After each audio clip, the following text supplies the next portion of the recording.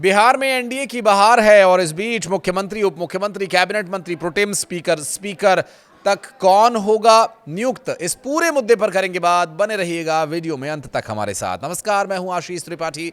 सरकार गठन की प्रक्रिया में यह तो साफ हो गया है कि बिहार के मुख्यमंत्री नीतीश कुमार ही होंगे, लेकिन लोगों की निगाह है इस मुद्दे पर कि प्रदेश में डिप्टी सीएम कौन होगा।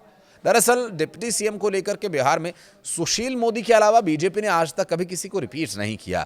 तो सवाल यह भी है कि क्या बीजेपी अपना ट्रेंड तोड़ेगी, क्योंकि डिप्टी सीएम पद के लिए कई नाम चर्चा में हैं। मसलन सम्राट चौधरी, जो भाजपा के प्रदेश अध्यक्ष हैं और मौजूदा डिप्टी सीएम भी हैं। सम्राट चौधरी अपनी मजबूत सांगठनिक पकड़ और ओबीसी चेहरा होने की वजह से प्रबल दावेदार माने जा रहे हैं। इसके अलावा विजय सिन्हा, विधानसभा अध्यक्ष के रूप में सफल कार्यकाल और मौजूदा डिप्टी सीएम अगड़ी जाति का प्रतिनिधित्व करने वाले विजय सिन्हा इस पद के लिए भी महत्वपूर्ण माने जा रहे हैं। इसके अलावा प्रेम कुमार, गया टाउन से लगातार 9 बार विधायक और कई विभागों के मंत्री रहे वरिष्ठ नेता डॉक्टर प्रेम कुमार के नाम पर भी विचार किया जा रहा है, जिसका लंबा विधायी और प्रशासनिक अनुभव भी है। मंगल पांडे पिछली सरकारों में महत्वपूर्ण विभागों में वे मंत्री रहे। ब्राह्मण समुदाय के मंगल पांडे के भीतर अच्छी संगठनात्मक समझ भी है। उन्हें केंद्रीय नेतृत्व का बेहद करीबी माना जाता है। इसके अलावा रेणु देवी, बिहार की जो पहली उप मुख्यमंत्री रहीं, उनका लंबा राजनीतिक अनुभव भी रहा। अति पिछड़ा समुदाय यानी नुनिया जाति से वो आती हैं और पार्टी के लिए एक मजबूत सामाजिक समीकरण भी उनके उप मुख्यमंत्री बनने से बनेगा। और यहाँ श्रेयसी सिंह, जो कि युवा विधायक हैं और सवर्ण राजपूत समाज से आती हैं, और महिला एंगल भी इसमें उनका बहुत अच्छे तरीके से प्रेजेंट होता है। अब एक युवा, लोकप्रिय और राष्ट्रीय स्तर के खिलाड़ी होने के नाते पार्टी उन्हें एक महत्वपूर्ण भूमिका भी दे सकती है। इसके अलावा रमा निषाद का नाम भी, जो कि एक पिछड़ा और महिला चेहरा है, इन्हें ध्यान में रखकर निर्णय पार्टी को करना होगा और पार्टी पिछड़ा वर्ग से किसी महिला विधायक को डिप्टी सीएम बना करके जातीय संतुलन को मजबूत कर सकती हैं।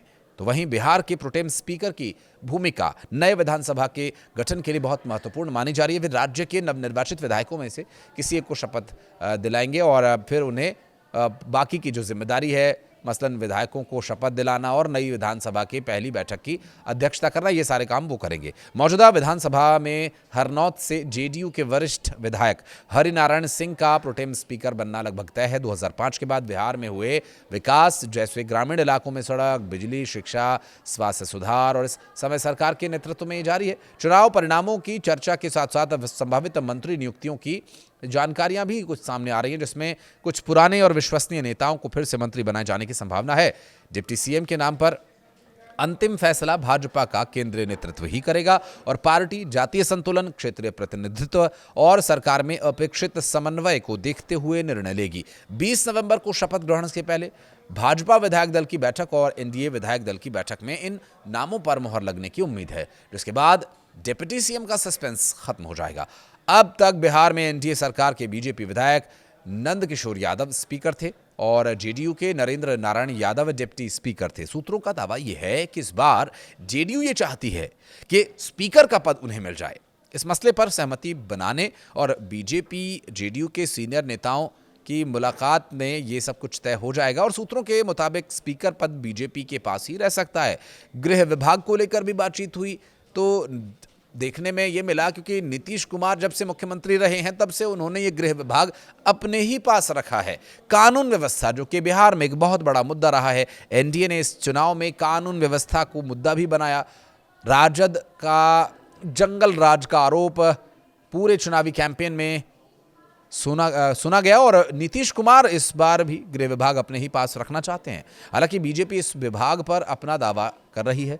सूत्रों का कहना यह भी है कि एनडीए के घटक दलों में से किसके कितने मंत्री होंगे, इसे लेकर सहमति बन चुकी है, क्योंकि ये सेट फॉर्मूला, जो सबसे ज़्यादा मंत्री पद बीजेपी को यहाँ पर मिलने की उम्मीद है और उससे कुछ कम जो जेडीयू को मिलेंगे। चिराग पासवान की पार्टी लोजपा रामविलास को 3 या 4 मंत्री भी मिल सकते हैं। जीतन राम मांझी की हम से 1 और उपेंद्र कुशवाहा की पार्टी से 1 मंत्री हो सकता है। सूत्रों का कहना यह है कि जेडीयू अपने ज़्यादा मंत्रियों को फिर से सरकार में शामिल कर सकती है, लेकिन बीजेपी कुछ नए चेहरों को मौका दे सकती है। बहरहाल क्या होगी बिहार में सरकार की स्थिति और क्या जो गृह विभाग वाला विषय है वो जल्द सुलझा लिया जाएगा, इस पर लगातार अपडेट्स हम आप तक पहुंचाते रहेंगे।